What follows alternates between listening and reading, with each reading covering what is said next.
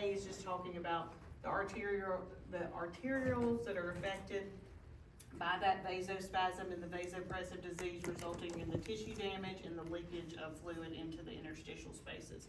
And then S for significant lab changes, talking about liver enzymes, platelets, sometimes your H&H as well, and then multiple organ system damage can occur, again, with the liver.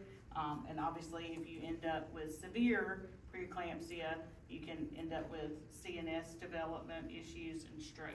So, and then the last S will be symptoms occur after 20 weeks gestation. So it's just a good way to remember it if you like stuff like that. If you don't, that's fine. I just wanted to throw it up there in case. Treatment of preeclampsia. So with mild, again, pressures are not quite so high, but we're still gonna consider the safety of mother and fetus. We're still gonna monitor closely. It may be that we don't have to deliver right away. We'll just put them on a little activity restriction, meaning not strict bed rest. So like, let's say your patient has a job where they're on their feet all day, like nursing, right? Or they work on a production line and they're literally standing for their entire shift, except when maybe they get a break here and there. Those kinds of patients may be put out of work earlier. Left lateral positioning is always going to be the best position for these moms. Frequent maternal fetal monitoring, so it may be that they have to come in for weekly non-stress tests or daily towards the end of the pregnancy, daily weights, because we want to monitor for fluid volume overload. And then with severe, where we have not just high blood pressure, we've got more of the liver involvement, the platelets are dropping, there's other things going on with the mother's body and she can no longer maintain the pregnancy, and there's more risk to her health, then we'll think about delivery. So the physician may decide to deliver early. If they do, they may put her on mag sulfate prior to delivery, but then she'll also be on it typically for 24 hours after delivery. I have seen some mild cases where the doctors have just put them on 12 hours of mag, but right now the recommendation, especially with severe preeclampsia, is to have them on 24 hours worth. They will stop it for the actual delivery, because if we think about how MAG works, it relaxes everything, right? It's a central nervous system depressant, but it's also a smooth muscle relaxant. You know how some people say, oh, you can't sleep good, you take magnesium, right? So it relaxes everything, but we don't really want it relaxing that uterus when we like for that uterus not to bleed so much, right? So you'll stop it during the actual delivery, or during the C-section, and then you'll start it back right after, because you want to maintain that hemodynamic stability for mom. Also, antihypertensives, these are going to be your drugs like labetalol, hydralazine, nifedipine. Again, those will be on the drug table for y'all that I put in Canvas. And then invasive monitoring, we mean like an IUPC. What is an IUPC? So intrauterine pressure catheter. So we can't put those in as labor nurses, but the physician can put those in and monitor internally the contraction status and make sure that those contractions are effective and they're not like creating too much problem for mom or making blood pressure worse. We can also internally monitor the fetus by applying a fetal scalp electrode. So I don't know if y'all talked about that last semester, but an FSE can be put on by the labor nurse that's been trained. It has like a little corkscrew looking thing at the end of it. It actually screws right into the scalp, not in the fontanelle. This is why there has to be special training to do this, because you want to be careful and make sure that it's in the scalp and not on top of one of the fontanelles, because it doesn't go very deep, but you think about how thin the skin is right there on the baby's head. So that will help us determine internally how the heart rate is, especially if we can't get a good reading with our TOGO and our ultrasound with our normal external monitoring. Mag sulfate, so just said it's an anticonvulsant, also a smooth muscle relaxant. So what kind of things do you think you'll see with mag sulfate? What kind of side effects might you see? Flushing. So facial flushing, the mom will get a warm, fuzzy, flushed feeling, her cheeks may get a little red and flushed. These are things that you need to be telling your patient before you give this medication, just like any medication. Y'all tell them, this is what you can expect. When I push this morphine, you're about to feel real loopy, right? So I'm gonna tell you that before I give it to you. But the magnesium gonna have some facial flushing, this warm, fuzzy feeling, may have some drowsiness. Those are things that are gonna be expected. And because it relaxes everything, we should see our heart rate go down a little bit on our mom. And we should see our blood pressure drop a little bit. But magnesium sulfate is not used for blood pressure in this case. It's used to prevent a seizure. And I say that because you'll hear labor nurses to this day say, well, they need to put her on MAG if her blood pressure's high. That's not why we put patients on MAG. We put them on MAG if they have preeclampsia and we're concerned about a seizure. If they just have gestational hypertension, we're gonna treat them with an antihypertensive. So just so you are aware, MAG for preeclampsia, yes, but if we still have severe range blood pressures, I'm gonna have to give other medications, right? So that would be my labetalol, hydralazine, nifedipine, things like that. So other side effects that you may see, I said bradycardia, hypotension, decreased respirations. Because we are suppressing that central nervous system, you're gonna notice that your patient's gonna start to take more shallow breaths, but they should still have a normal respiratory rate. So you do have to monitor them for respiratory depression. What would be considered respiratory depression? Under 12.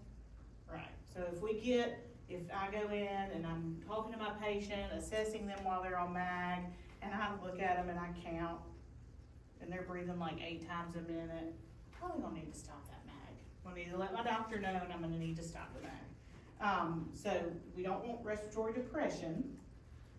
Pulmonary edema can also occur. So pulmonary edema is a complication of preeclampsia, but it can occur with the MAG sulfate as well, just as a side effect, because again, we're not breathing deep, we're not moving those lungs like we should, and we could have fluid setting up in the lungs from that as well. So one of the things that we forget about with obstetric patients is we're working like here down. We're not really worried about the rest of the body, but with this, we still have to worry about our cardiac and lung assessment. Decreased urine output, and you already told me what was normal, 30 milliliters an hour, so anything less than that would be of concern. Decreased DTR, so we should see, let's say you're hyperreflexive, I should see your DTRs go to a normal level, right? So when I check them and you're on MAG, if they're plus 2, fine. If they get to +1, I'm like, I probably need to tell the doctor about that, and they may say, well, let's decrease the rate of the MAG. But if they become absent, that's too much MAG. And that's even before you've gotten a blood level. Because you remember, you always treat your patient, you don't just treat the numbers, right? So if your patient has MAG levels ordered, it's typically gonna be every 6 or every 8 hours, depending on the facility, so I'm not gonna ask you how often you do it. But when you routinely draw those MAG levels, they should be anywhere from 4 to 7 or 4 to 8. I think your Hesse book and your Saunders book say, one says 4 to 7, one says 4 to 8. So that is therapeutic when they're getting a MAG sulfate infusion. Because what's a normal MAG level otherwise, just in a patient that's healthy, not pregnant? 1.8 to 2.6, right? But when they're on MAG, we want it to be higher, but we want it to be therapeutic for them. And we don't want to see those signs of MAG toxicity, which is another reason why we'll keep things at the bedside like calcium gluconate. That's your antidote. If you have to give that, never had to give that before. Had to turn off the MAG before, but not had to give calcium gluconate. I'll also keep my side rails padded because seizure precautions, right? So you'll have a little kit that you keep in the room, or if you don't have the kit in the room, you'll just have everything already set up. Your suction will be set up, your O2 will be set up, side rails padded. Just think about, go back to seizure safety that you learned in 2nd semester. If the patient starts seizing, what are you gonna do? Turn them on their side. first thing you're gonna do is turn them on their side, protect their airway, right? You can apply some O2, you can put on a non-rebreather. They may or may not get any of it depending on how long and how bad they're seizing, but it's typically going to look like a grand mal seizure. So you should notice it. This will not be like a focal seizure or anything like that. It'll be a grand mal seizure. And then what else are you gonna do? Time the seizure. You're gonna time the seizure. And then once it's over, you're gonna make sure that their airway is still patent, that they can talk to you. A lot of these patients will be slightly postictal, usually very much in shock because they don't know what just happened. So usually just trying to play catch up with them. But if they are still currently pregnant, you're gonna have to get that baby out sooner rather than later because now we've progressed to eclampsia. So they're really sick, or if the baby's already out, then we're going to make sure that mom is stable. She is either already on mag sulfate or we're getting that started. Now, when we start it, because we're concerned about them seizing, we wanna do a loading dose. So it's gonna be 4 to 6 grams over about 15 to 20 minutes. Give that IV, and then we'll get a continuous infusion, usually around 40 grams in a 1,000 ml bag, and they'll get 2 grams an hour. And you'll monitor them every hour. You'll check their DTRs, you'll do a neuro assessment, you'll check their urine output, listen to their heart and lungs. Safety obviously is of utmost importance, especially with these patients because of the risk of seizures. All right, so then same thing, once they progress to a seizure, prevent injury. So that's your number one rule. Anytime I've ever had a patient seize, which I worked on mother baby for many years, so that I saw them seize postpartum a lot more, obviously.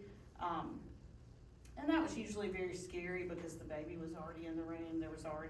Dad was already in there, support person was already in there, partner, whoever. But you know, if you've ever been around a patient that seizes, it's kind of hard to get them on their side, right?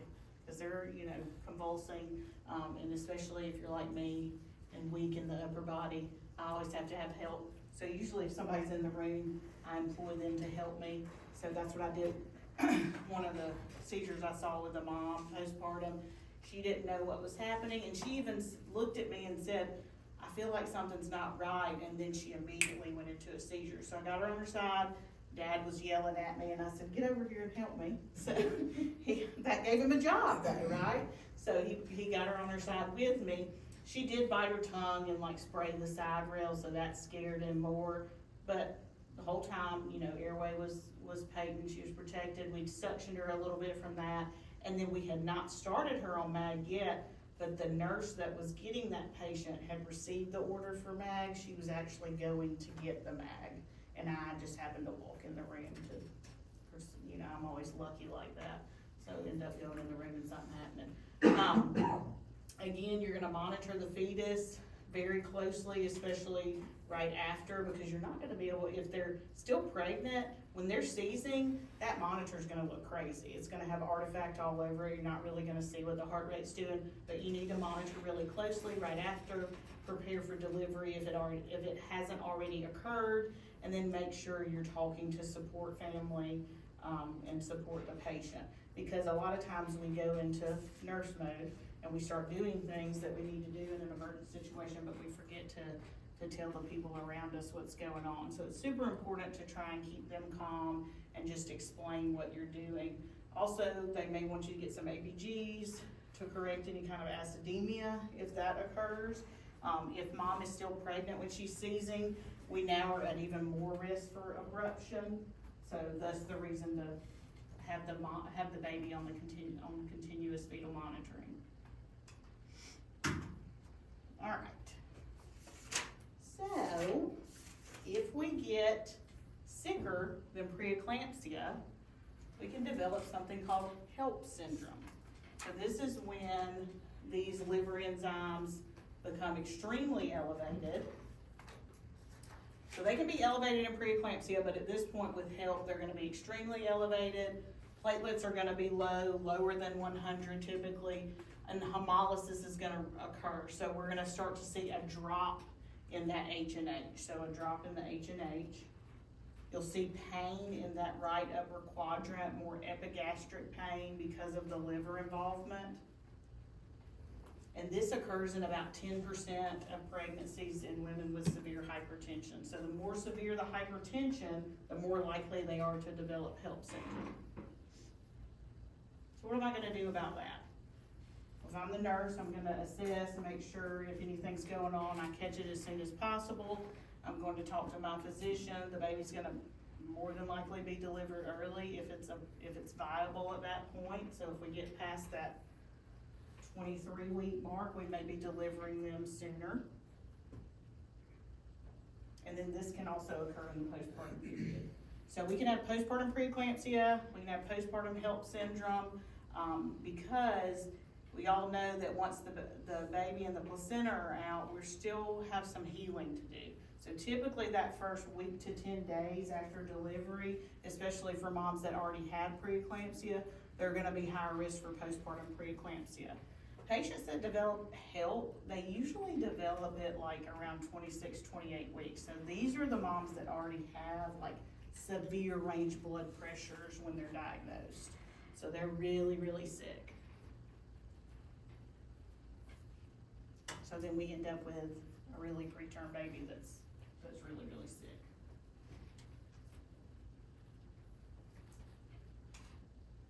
So what we need to do for these patients is obviously replenish those blood products if we can. So platelet count so low, we'll give a lot of FFP. We'll deliver them again if it's appropriate, and we can get that baby out and put them in the NICU, and hopefully they still can develop appropriately and meet their milestones. Frequent monitoring. Monitor for increased risk of disseminated intravascular coagulopathy. That is a mouthful, so we'll just call it DIC, okay? So DIC, if you think about DIC, it's just a coagulation cascade, meaning when all this bleeding starts and all these vessels start leaking, we end up using up all of our platelets to try and clot, right? So then once we do that, we start bleeding from every orifice. So DIC, just think about bleeding from every, if there's already, like say you have an IV, you're gonna be bleeding out from the IV side. You may start vomiting blood. You're gonna be bleeding internally.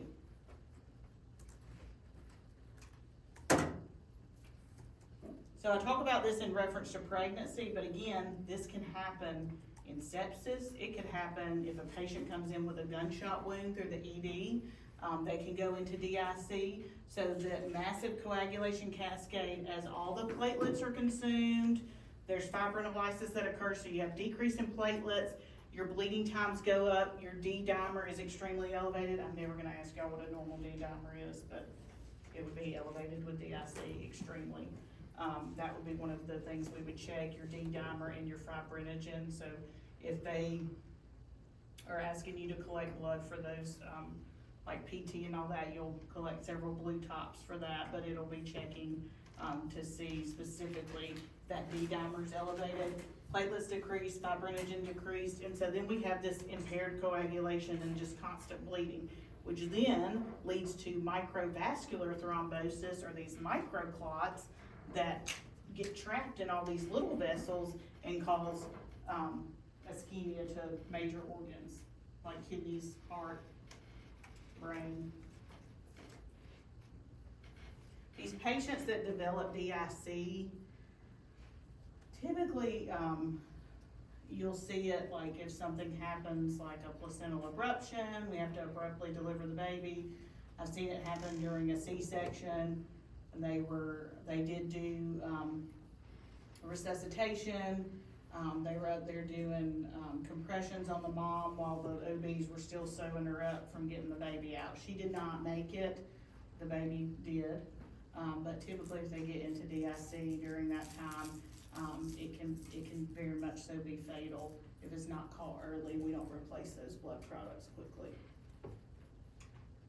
So this just shows you what DIC usually occurs in relation to Sepsis is one of the big ones that's not necessarily related to pregnancy, and again, any kind of trauma, gunshot wound, something like that, acute fatty liver disease. Just think about what our liver does. But a lot of it is associated with pregnancy because it happens a lot with abruption, postpartum hemorrhage, hypertensive disorders of pregnancy, retained products from like a stillbirth or just retained placenta, and then your amniotic fluid embolism, which we'll talk about.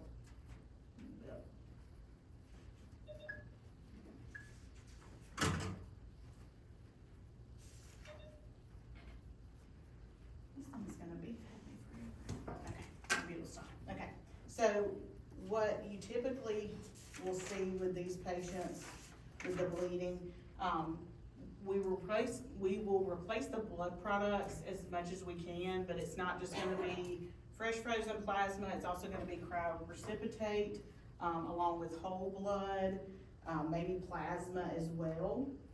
Gonna give lots of O2, so non-rebreather. Gonna keep an indwelling cath in for strict INO.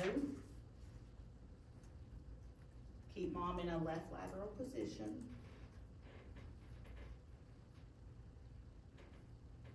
And if we're not already delivered, we're gonna get that baby out as soon as possible. Because the sooner we get the baby and the placenta out, it'll help stop that thromboplastin from continuing to produce, which is causing this DIC to occur.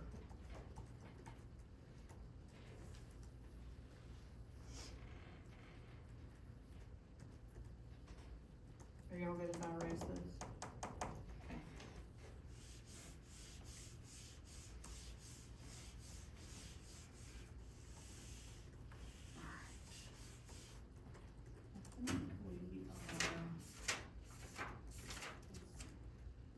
Okay, we're at a good stopping point. So I'm gonna let y'all go home because your brain is probably fried anyway.